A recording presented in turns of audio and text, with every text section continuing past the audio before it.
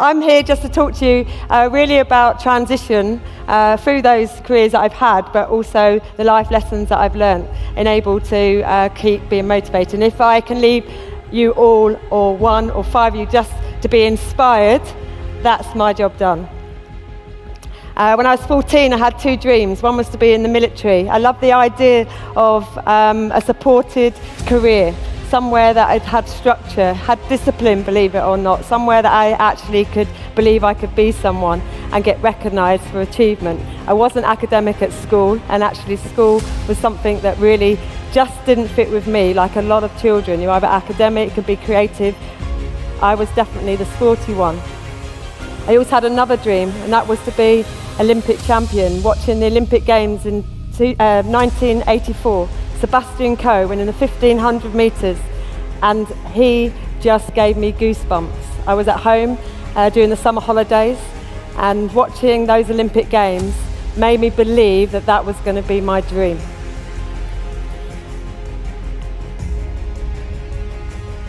Everyone has dreams, everyone has aspirations and hopes, but not everybody realises them. Not everyone actually takes that instinct inside them and goes, I'm going to go for it. And too many people, when they get to the end of their careers or certain parts in life, live with regrets. And if there's an if only, it's too late. I always said to myself, I'd never live with regrets. I'd give it a go. I'll try my best. If my best wasn't good enough, well, at least I tried. And that's really what I've done throughout my whole career, to realise those dreams and to get where I've got today. I joined the military. In fact, just down the road there was an Army Careers Office. When I was 14 years old, the Army Careers officers came round to our school.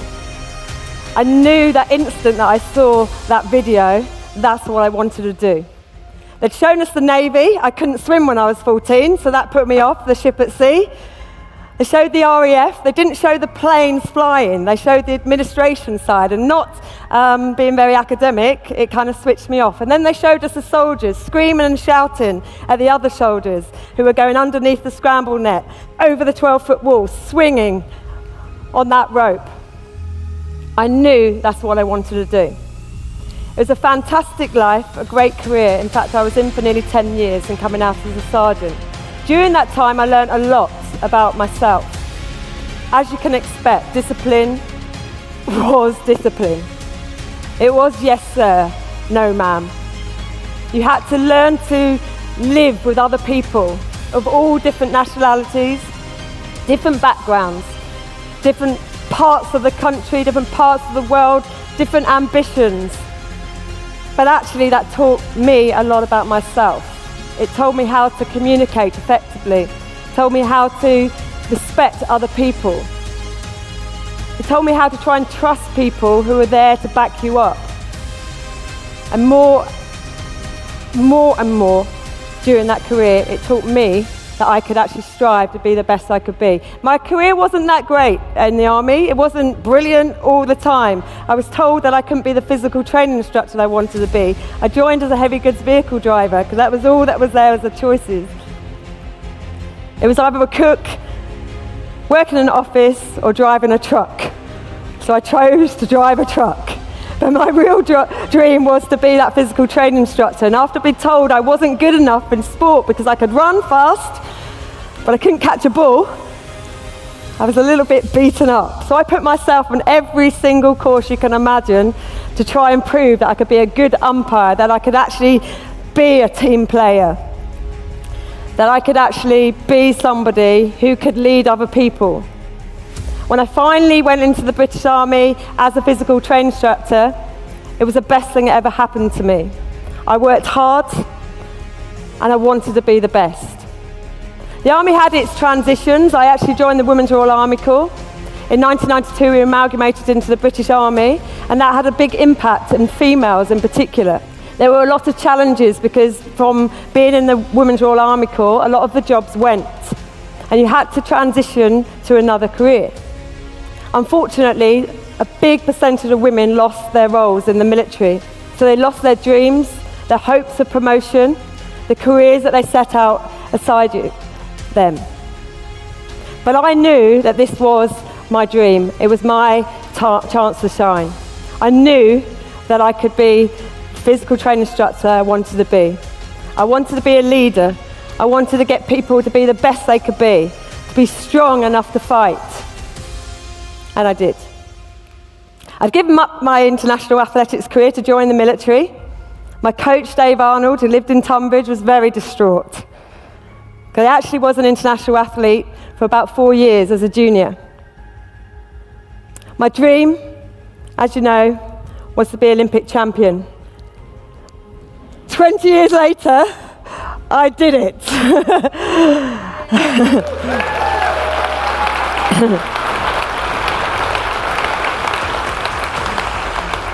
The journey, of course, was it was good towards the end. Lots of ups and downs, as we all have in life.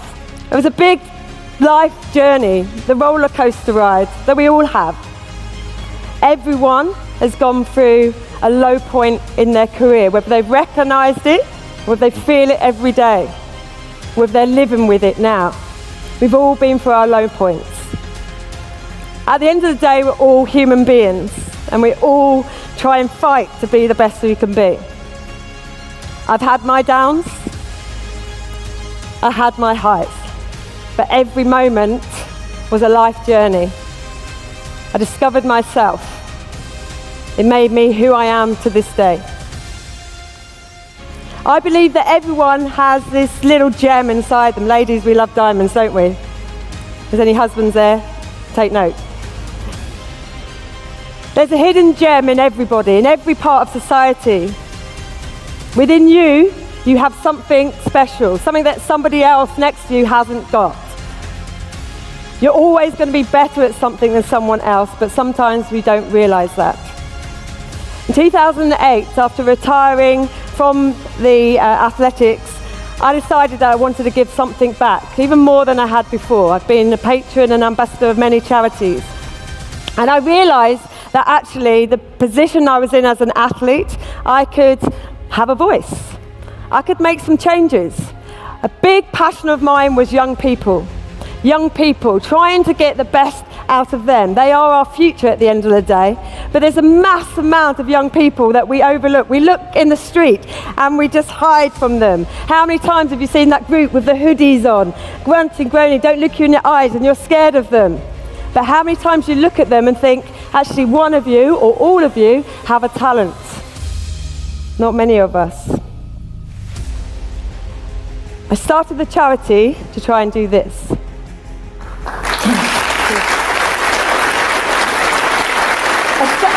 I stand on this stage having the privileged position to be able to shout about what I do.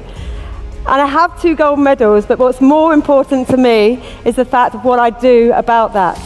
What this voice has given me, making a difference to other people's lives, inspiring people to be the best they can be, motivating you to get out and do something positive.